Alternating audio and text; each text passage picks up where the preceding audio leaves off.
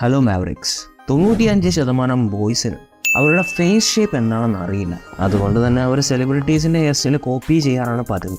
അതിൻ്റെ റിസൾട്ട് ഏകദേശം ഇങ്ങനെയായിരിക്കും. ഈ വീഡിയോയിൽ ഫേസ് ഷേപ്പിന് അക്കോർഡിംഗ് എങ്ങനെ ഹെയർ സ്റ്റൈൽ തിരഞ്ഞെടുക്കാമെന്നതിനെ കുറിച്ചായിരിക്കും നമ്മൾ സംസാരിക്കുക. അതുകൊണ്ട് തന്നെ ഒരു ഹെയർ സ്റ്റൈൽ ചൂസ് ചെയ്യുന്നതിനോടുള്ള കംപ്ലീറ്റ് ഗൈഡ് ആയിരിക്കും ഈ വീഡിയോ. നിങ്ങൾ നിങ്ങളുടെ ഫേസ് ഷേപ്പിന് അക്കോർഡിംഗ് ആയിട്ട് ഹെയർ സ്റ്റൈൽ തിരഞ്ഞെടുക്കുകയാണെങ്കിൽ അത് നിങ്ങളെ ഇവിടെ നിന്നും ഇതിലേക്ക് മാറ്റും.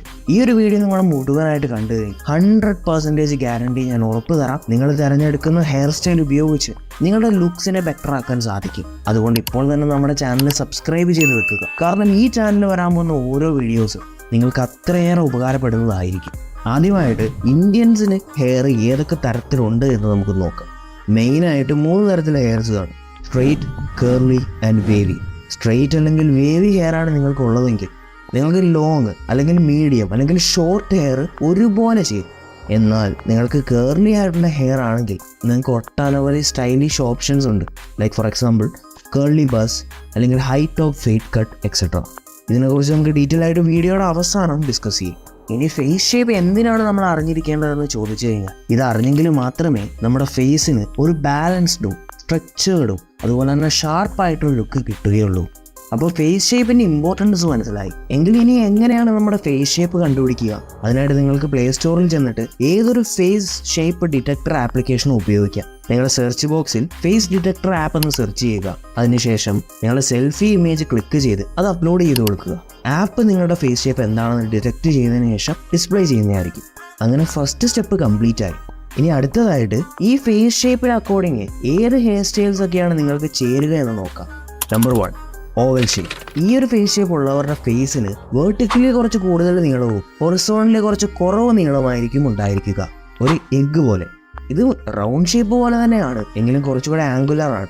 നമ്മുടെ ഹെയറിന് കുറച്ച് കൂടുതൽ തിക്നെസ് നൽകുന്ന, അതായത് മുകളിലേക്ക് പഫ് ചെയ്യുന്ന രീതിയിലുള്ള ഹെയർ സ്റ്റൈൽസ് നിങ്ങൾ അവോയ്ഡ് ചെയ്യാൻ ശ്രമിക്കണം. കാരണം ഓൾറെഡി നിങ്ങളുടെ ഫേസ് ഷേപ്പ് ഓവലാണ്.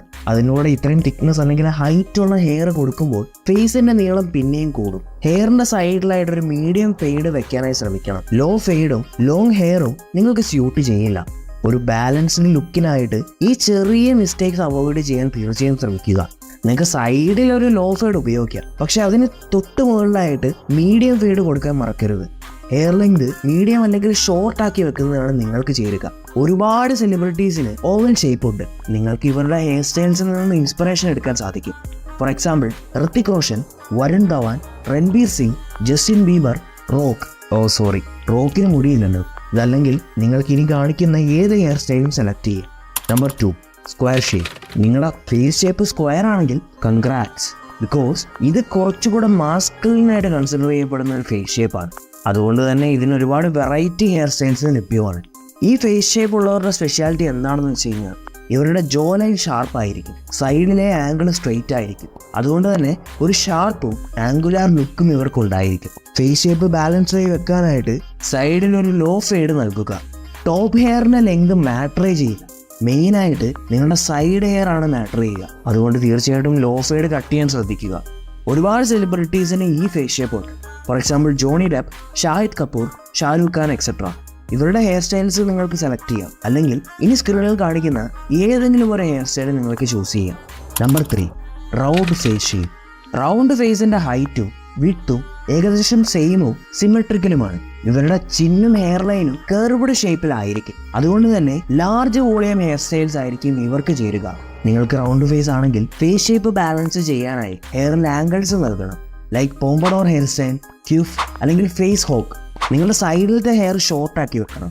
അതുപോലെ തന്നെ ടോപ്പ് ഹെയർ ലോങ്ങും ആയിരിക്കണം.